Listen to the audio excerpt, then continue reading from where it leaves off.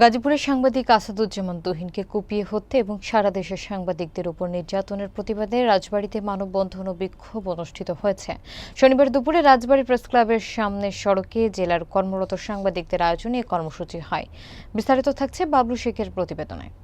মানববন্ধনে বক্তৃতা করেন রাজবাড়ী প্রেসক্লাবের যুগ্ম সাধারণ সম্পাদক মোহাম্মদ জাহাঙ্গীর হোসেন, সাধারণ সম্পাদক সৌমিত্র শীল চন্দন, জেলা রিপোর্টার্স ক্লাবের সাধারণ সম্পাদক সোহেল রানা, গোয়ালন্দ প্রেসক্লাবের সভাপতি আসজাদ হোসেন আজু, সাধারণ সম্পাদক শহীদুল ইসলাম, মফস্বল সাংবাদিক ফোরামের সভাপতি কবির হোসেন, বালিয়াকান্দি রিপোর্টার্স ক্লাবের সভাপতি সঞ্জিত কুমার দাস সহ বিভিন্ন উপজেলা ও গণমাধ্যমের প্রতিনিধিরা।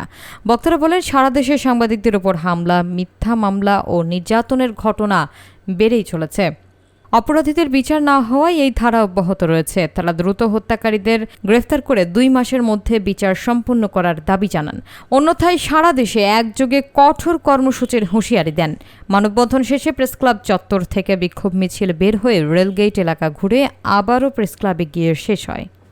একজন সাংবাদিককে মাত্র 5 থেকে 7 জন সন্ত্রাসীরা চাপাতি দিয়ে কুপিয়ে রক্তাক্ত করে তাকে জবাই করে হত্যা করলো, কিন্তু কেউ এগিয়ে আসলো না।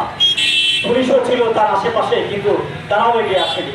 তাহলে একটি রাষ্ট্র যখন একজন সাংবাদিকের নিরাপত্তা দিতে পারে না, তাহলে সাধারণ মানুষের নিরাপত্তা আজ কোথায়? আমরা আরো তীব্র আন্দোলন করে তোলার আশা করছি। যে দলেরই হোক, যে মতেরই হোক, গুরুত্ব সহকারে আসামিদের গ্রেফতার করা হয়।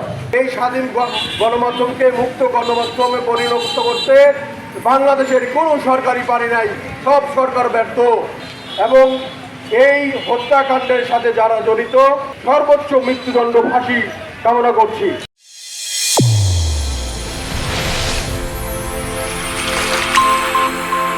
চ্যানেল A1 হৃদয় রেসপন্স।